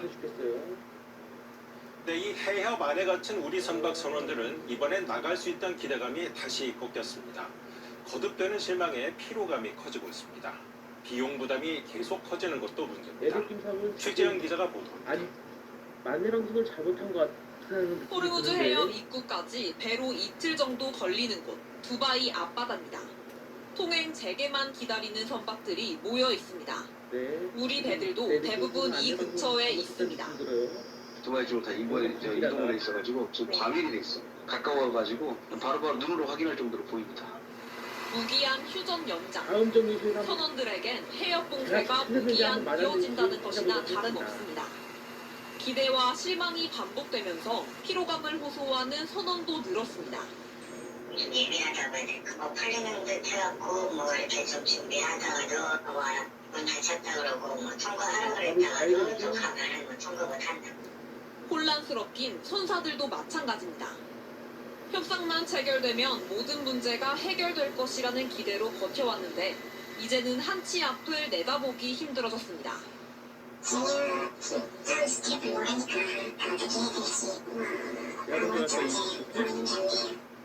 인건비와 식료품비에 전쟁 지역 보험료까지 갈수록 오르는 비용도 큰일입니다. 있으셔가지고 좀 중요하고 제가 중국에 있어가지고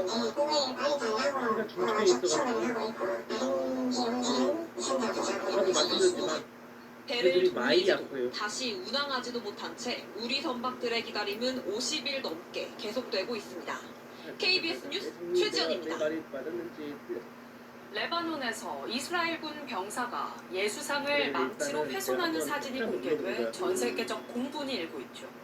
비난이 확산하자 네타냐후 이스라엘 총리는 유감을 표하며 수습에 나섰고 이스라엘군은 관련 병사들을 구금했다고 밝혔습니다. 정윤섭 특파원의 보도입니다. 레바논 남부의 한 마을, 내가 거꾸로 쓰러져 있는 터치를 예수상의 머리 부분을 이스라엘 군인이 망치로 내려칩니다. 이후 예수상은 두 팔마저 부러져 방치된 채 발견됐습니다. بأسف وبزعل على المشهد وشو خص تمثال يعني المسيح شو دخل 이스라엘군은 즉각 성명을 내고 군의 가치를 완전히 벗어나는 행위였다고 해명했습니다. 하지만 신성모독이라는 비난이 전 세계적으로 확산하자 네타냐후 이스라엘 총리가 충격과 슬픔을 느꼈다며 레바논과 전 세계 신자들에게 유감을 표한다고 밝혔습니다. 유대교 지도자 150명도 하나님의 이름을 더럽힌 행위라며 사과했습니다. 결국 이스라엘군은 망치를 들었던 병사와 사진을 찍은 병사를 30일간 군 교도소에 구금했습니다. 그리고 그 자리에 새로운 예수상을 설치했다며 사진을 공개했습니다. 현지 시각 23일 2차 평화 협상을 앞둔 이스라엘과 레바논. On cherche à obtenir par les négociations, c'est un retrait total des forces israéliennes du Liban. 헤즈볼라는 이스라엘이 200여 차례 휴전 합의를 위반했다며 드론과 로켓 공격에 나섰고 이스라엘은 즉각 로켓 발사 지점을 타격했다고 주장하는 등 불안한 휴전이 지속되고 있습니다. 방콕에서 KBS 뉴스 정윤섭입니다. 중동 사태로 액화 천연가스, 국제 LNG 가격도 급등했습니다. 국내에선 추가 전력 수요를 이 LNG 발전으로 충당하고 있는데요. 올여름 폭염에 전력 수요가 늘어나면 그만큼 전기요금 인상 압력이 커질 수 있습니다. 이재희 기자의 보도입니다. 내가 미안하다. 이번에 아파트 18층 높이의 거대한 가스 탱크. 한 기당 면적이 장충체육관과 비슷한 규모입니다. 배로 실어온 액화천연가스 LNG를 우선 이곳에 저장한 다음 기화시켜 필요한 곳으로 보냅니다. 해외에서 들여온 LNG가 국내 곳곳으로 보내지는 공급의 출발점에 서 있습니다. 중동 사태 뒤 국제 LNG 가격은 한때 2배 가까이 뛰었지만 국내 가격은 아직 큰 변동이 없는데요. 국제 시세가 국내 요금에 언제부터 반영되는지가 관건입니다. 우리나라는 LNG의 80%를 장기 계약, 나머진 필요할 때마다 사는 현물로 들여옵니다. 현물은 2개월, 장기 계약은 5개월 정도 시차를 두고 가격에 반영됩니다. 장기 가격 같은 경우에는 혹시 유가랑 변동이 되고 그 다음에 스파 가격 같은 경우에는 저희가 매일매일 알려드리는 JKM 시세랑 관련이 있다고 보는데 당장 다음 달부터 들어오는 LNG의 단가가 오르기 시작합니다. 여기 뒤따르는 가장 큰 문제는 전기요금입니다. 우리나라는 원자력과 석탄으로 기본 전력을 먼저 채운 뒤 추가 수요를 LNG 발전이 충당합니다. 폭염으로 전력 수요가 늘수록 LNG 발전 비중이 가파르게 오르는 구조. 올 여름 전기요금 인상 압력이 커질 수밖에 없습니다. 여름에는 가장 비싼 발전 중은 LNG 발전비도 전부 다 돌려야겠다. 게다가 이번에 중동 전쟁까지 발발해서 발전의 전기비도 2배로 늘어날 예정이죠. 2분기 전기요금은 동결된 상황. 3분기부턴 발전 비용 증가로 인한 부담을 200조 원대 부채를 보유한 한국전력에 넘길지 요금 인상에 나설지 선택해야 합니다. KBS 뉴스 이재입니다. 기름값은 이미 적지 않은 부담이죠. 석유 최고 가격제로 국제 유가보다는 국내 기름값이 덜 오르고 있는데요. 만약 최고 가격제가 없었다면 지난달 물가 상승률이 3%에 육박했을 거란 분석이 나왔습니다. 문예슬 기자가 보도합니다. 석유 최고 가격제는 중동 전쟁 여파로 급격히 치솟던 기름값 상승세를 눌렀습니다. 몇십 원 이런 차이가 나지 막 저번처럼 막 몇백 원 갑자기 확 오르고 막 그렇게는 안 느껴져서 국책연구기관인 KDI가 그 효과를 액수로 계산했습니다. 3월 넷째 주 기준으로 휘발유와 경유 각각 460원, 916원의 인하 효과가 있었습니다. 이렇게 최고 가격제가 기름값을 누르면서 전체 소비자 물가에도 영향을 미친 걸로 나타났습니다. 물가 인하 효과는 0.4에서 0.8%포인트, 2.2%였던 지난달 물가 상승률이 3%에 육박할 수 있었다는 뜻입니다. 이번 달부터 본격 반영될 유류세 인하 효과는 0.2%포인트 정도 될 걸로 봤습니다. 한국은 석유 수입 의존도가 높아 유가 상승이 소비자 물가에 광범위하게 파급될 우려가 있습니다. 다만 이렇게 유가를 억눌러도 소득이 낮으면 물가 상승 충격을 크게 받습니다. 전체 소득에서 냉난방비, 연료비 지출이 많은 비중을 차지하기 때문입니다. 특히 기초생활보장 수급 가구보다 자동차를 이용한 경제활동이 많은 비수급 가구의 에너지 부담이 오히려 더 큰 걸로 나타났습니다. 200만 원 난데요? 보통 한 달에 얼마 정도 그 기름값 쓰고 계세요? 30만 원 좀 넘죠. KDI는 기초생활보장 수급 여부에 따른 차등 지원만으론 한계가 있다며 가구 특성별 지원 체계를 마련해야 한다고 제언했습니다. KBS 뉴스 문예슬입니다. 주한 미군 사령관이 사드는 한반도에 있다며 해외로 나갔다는 주장을 부인했습니다. 전시작전 통제권 전원에 대해선 우리 정부에 뼈있는 말을 던졌습니다. 보도에 강푸른 기자입니다. 지난달 3일 경북 성주 사드 기지에서 사드 발사대 6대가 차량에 실려 이동하는 모습이 포착됐습니다.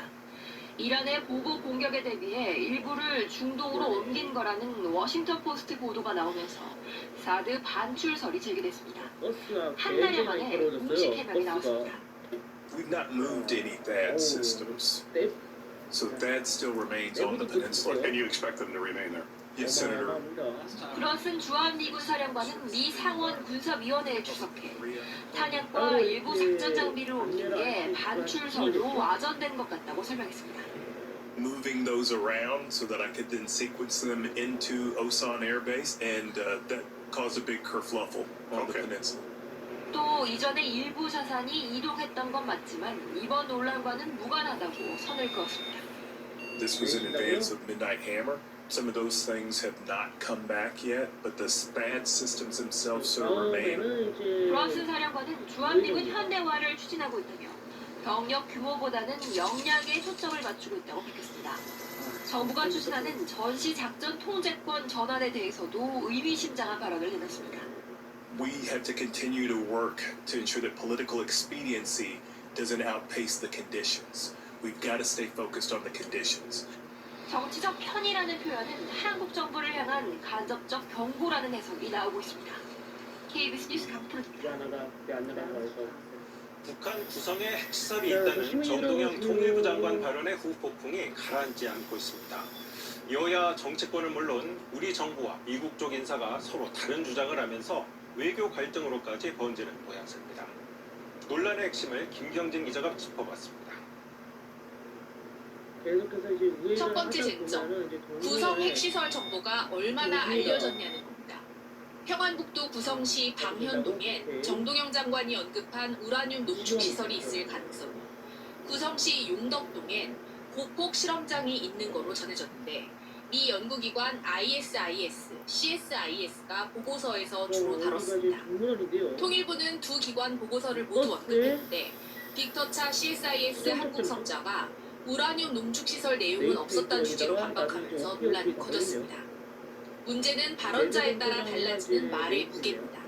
보고서 나온 추정의 내용하고 정부 당국자가 알고 있다는 확인 자체가 무게가 좀 다르거든요. 또 다른 시설을 건설하는 그 동기가 될 수가 있겠죠. 또 다른 쟁점. 브런슨 주한미군 사령관이 안규백 국방장관에게 직접 항의를 하고 미 측이 대북 정보 공유를 제안했는지입니다. 주장이 분분한 가운데 안 장관은 항의는 사실 무근이고 정보 공유 제안은 없었다고 설명했습니다. 실시간에 같이 공유해서 분석까지 내놓고 있습니다. 그걸 보면은 크게 제한된 사항이 그렇게 많지 않다는 말씀드립니다.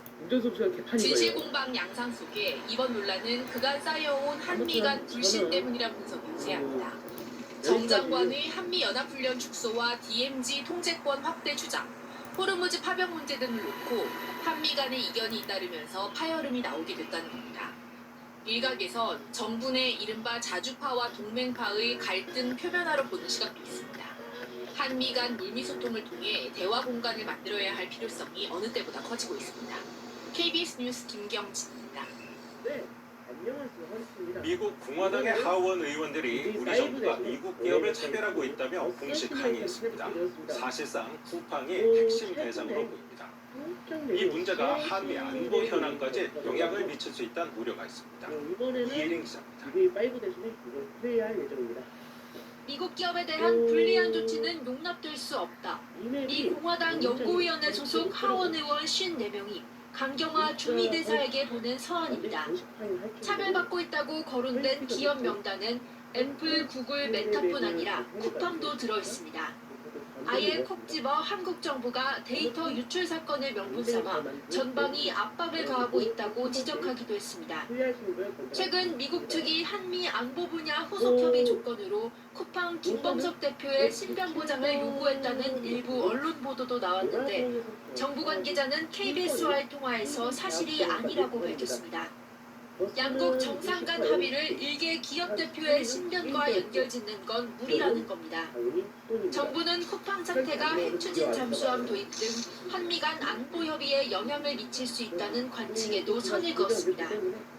공정한 법 집행이 이루어질 것으로 저희가 그렇게 잘 설명을 해나가고 있고 한미 정부가 합의한 그런 부분에 있어서 큰 장애물로 작동하지 않도록. 하지만 미 측은 그간 쿠팡 문제의 원만한 해결을 요구해온 만큼 안 그래도 중동 사태 속에 지연 중인 한미 간 안보 협의에 걸림돌이 될 가능성은 여전히 남아 있습니다. KBS 뉴스 이혜리입니다. 미국에서 최근 3년 동안 핵과 우주 관련 연구자 10여 명이 잇따라 숨지거나 실종되면서 음모론이 퍼지고 있습니다. 연방수사국이 연관성을 검토하고 있고 트럼프 대통령도 주시하고 있습니다. 워싱턴 김경수 특파원입니다. 지난해 6월 미국 로스앤젤레스의 민간 산악구조팀이 수색작전에 나섰습니다. 미 항공우주국 산하 제트추진연구소에서 차세대 로켓 엔진을 연구하는 여성 과학자 모니카 레자가 산행도 중 실종됐기 때문입니다. 지난해 12월에 MIT 교수인 핵융합 물리학자 누노 로레이오가 자택에서 피살됐습니다. About 9 o'clock, I heard two loud bangs. I thought at first it was somebody or kicking in the door or something. 기밀 연구 프로그램을 총괄하던 미 공군 예비역 장성과 핵폭탄을 만든 국립연구소 직원 등도 감쪽같이 사라졌습니다. 최근 3년 사이 과학자 10여 명이 사망하거나 실종되면서 우연이 아닐 수 있다는 음모론이 미국 사회에서 확산하고 있습니다. 해외 정부기관이나 간첩의 공작일 수도 있다는 겁니다. Do you think that this is connected or totally random? Well, I hope it's random, but we're going to know in the next week and a half. I just left a meeting on that subject, so... 미국 의회에서도 이번 사안은 국가안보 위협으로 본다는 언급이 나왔고 미 연방수사국은 각 사건이 연관성이 있는지 들여다보고 있습니다.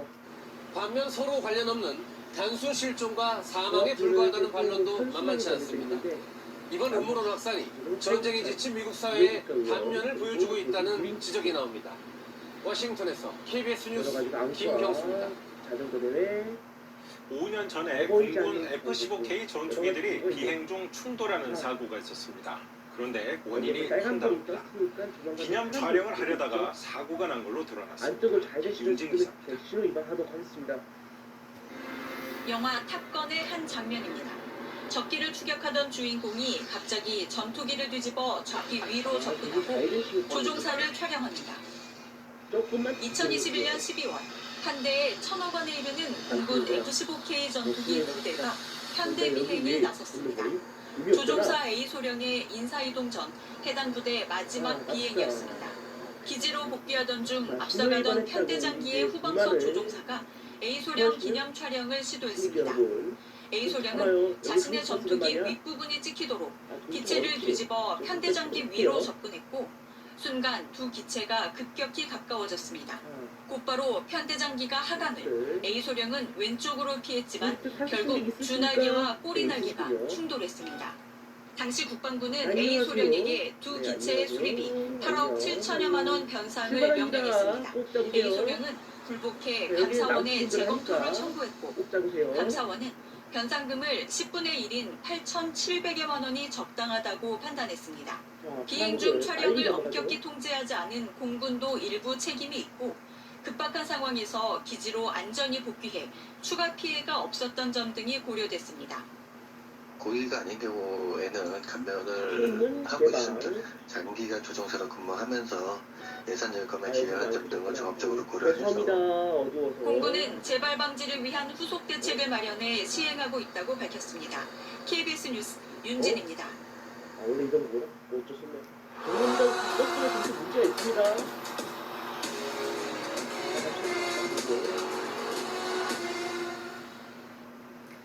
네, 이제 50일 앞으로 다가온 북중미 월드컵. 이번에도 세계적인 별들이 총출동합니다. 메시와 호날두의 라스트 댄스부터 월드컵에 처음 나서는 초신성들의 활약까지 KBS를 통해 함께하실 수 있습니다. 이준희 기자의 보도입니다. 카타르 월드컵에서 영원한 라이벌 메시와 호날두의 1위는 분명이었다였습니다. 축구의 신으로 불리는 메시가 딱 하나 없던 월드컵을 들어올리며 황제의 대관식을 치른 반면 호날두는 뜨거운 눈물과 함께 경기장을 빠져나가며 자신의 5번째 월드컵을 쓸쓸히 마무리했습니다. 자존심이 단단히 상한 호날두, 국민의 나이에 북중미에서 다시 한번 메시와 최고의 자리를 놓고 겨루게 됐습니다. Cristiano will be the greatest if they win the World Cup. I'm not agreeing. To define if I'm one of the best of the history. To win one competition, 6 games, 7 games. You think it's fair? It's not fair. 월드컵 무대를 처음 밟는 초신성들의 활약도 주목받고 있습니다. 예선에서만 16골을 폭발하며 노르웨이의 본선행을 이끈 홀란은 괴물 공격수의 본능을 뽐낼 예정이고 20호 스페인의 18살 공격수 라민 야말은 부족한 배의 초정골에서 세계를 깜짝 놀라게 할 준비를 마쳤습니다. Veo al país ilusionado, estoy yo ilusionado. Creo que va a llegar el mejor momento este mundial, me siento importante, me siento bien. Tengo muchas ganas de que llegue y lo voy a disfrutar muchísimo. 프랑스의 음바페도 지난 대회 우승 문턱에서 저절한 아픔을 되감기에 팔을 갈고 있는 등 슈퍼스타들의 향연이 북중미 일거를 뜨겁게 달굴 예정입니다. KBS 뉴스 이준입니다. 23명이 숨진 배터리 공장 화재, 이른바 아리셀 참사. 1심에서 징역 15년을 선고받았던 아리셀 대표가 2심에서 징역 4년으로 대폭 감형받았습니다. 이 비상구 설치 의무에 대한 판단이 뒤집힌 건데 유족과 노동계는 강하게 반발했습니다. 김보담 기자입니다. 순식간에 공장 내부로 퍼져나간 불길. 23명이 빠져나오지 못한 채 목숨을 잃었습니다. 검찰은 중대재해처벌법을 적용해 박순관 대표 등 7명을 재판에 넘겼고 1심은 박 대표에게 징역 15년을 선고했습니다. 중대재해처벌법 시행 이후 가장 무거운 형량이었습니다. 하지만 2심이 선고한 형량은 징역 4년, 1심의 3분의 1에도 미치지 못했습니다. 중대재해처벌법 부분은 대부분 유죄가 인정됐지만 형량을 가른 건 비상구 설치 의무에 대한 판단이었습니다. 1심은 공장 2층에도 비상구를 설치할 의무가 있다고 봤습니다. 반면 2심은 규정상 위험물질 취급 작업장이 있는 건축물의 모든 층에 비상구를 설치해야 하는 건 아니라고 판단했습니다. 안전대책을 제대로 세우지 않았다는 혐의에 대해서도 화재로 인한 결과와는 직접 인과관계가 없다며 무죄로 결론 내렸습니다. 또 피해자와의 합의를 양형에 제한적으로 반영했던 1심과 달리 2심은 피고인이 피해 회복을 위한 노력을 포기하게 만드는 결과를 초래할 수 있다며 이를 참작 사유로 삼았습니다. 유가족들은 중대재해처벌법에 대한 사실상의 위헌 판단이라며 강하게 반발했습니다. 사람 죽이고 들어가면 4년밖에 안 남아요. 23명이에요. 23명. 너무 억울해서 말도 안 돼. 양대 노총도 입장을 내고 중대재해처벌법을 무력화한 최악의 판결이라며 비판했습니다. KBS 뉴스 김보담입니다. 3살 아이가 친구의 학대로 숨진 사실이 6년 만에 드러난 사건. 우리 사회에 큰 충격을 줬죠. 이 학대 정황이 포착됐는데도 비극을 막지 못한 것으로 알려지면서 정부가 대책을 내놨습니다. 의료 이용 기록이 없는 6살 이하 아동을 전수조사하기로 했습니다. 홍성희 기자입니다. 자, 오르막길이 있기 때문이죠. 3살 딸을 살해하고 6년간 숨긴 혐의로 재판에 넘겨진 김모 씨. 김 씨의 범행은 정부의 아동학대 방지 시스템에서도 걸러지지 않았습니다. 자, 이번 영유아 검진 미실 씨는 학대 정황이 8번이나 포착됐지만 실제 조사로 이어지진 않았습니다. 딱 한 번 있었던 방문 조사 역시 김 씨가 다른 아이를 딸로 속여 넘어갔습니다. 집에 사람이 있어야만 찾아가는데 모든 예방 조치를 취해 놓을 수 있는 시간을 충분히 벌어놓을 수 있다는 거죠. 아동학대 방지 시스템의 허점이 그대로 노출된 셈. 정부가 대책을 내놨습니다. 의료 이용 기록이 없는 6살 이하 아동 5만 8천여 명을 다음 달부터 지자체가 방문 조사합니다. 최근 1년간 병원에 간 적 없거나 영유아 검진, 정기 예방 접종을 건너뛴 아이들이 조사 대상입니다. 형식적인 조사에 그치지 않도록 조사 과정에서 현장 사진과 녹취 등을 남기고 2살 이하 어린이에 대해선 아동보호기관 전문 인력이 동행하도록 했습니다. 학대 케이스들을 많이 봐왔던 분들이 같이 나가기 때문에 조금 더 그런 부분의 캐치를 높이려고 하고요. 정부는 아동학대에 대한 처벌 강화도 검토 중입니다. 아동학대 살해죄의 법정형 하한선을 높이고 가중처벌을 신설하는 방안이 필요하게 논의되고 있습니다. KBS 뉴스 홍성입니다. 가질 수밖에 없습니다. 검찰이 강사원 고위 간부의 12억 원 뇌물 혐의를 불기소 처분했습니다. 처음 사건을 수사한 공수처가 검찰의 보안 수사 요구를 거부했고 검찰도 추가 수사 권한이 없어 결국 피의자가 처벌을 피하는 황당한 상황이 벌어진 겁니다. 김영훈 기자입니다. 뭐 내싱 사죠, 내싱일. 감사원 고위 내가 공무원이고 어떻게 잘 조절할 수 있으니까. 전기공사업체를 차명으로 설립한 김모 씨. 키보드라서 미안하다, 키보드라서.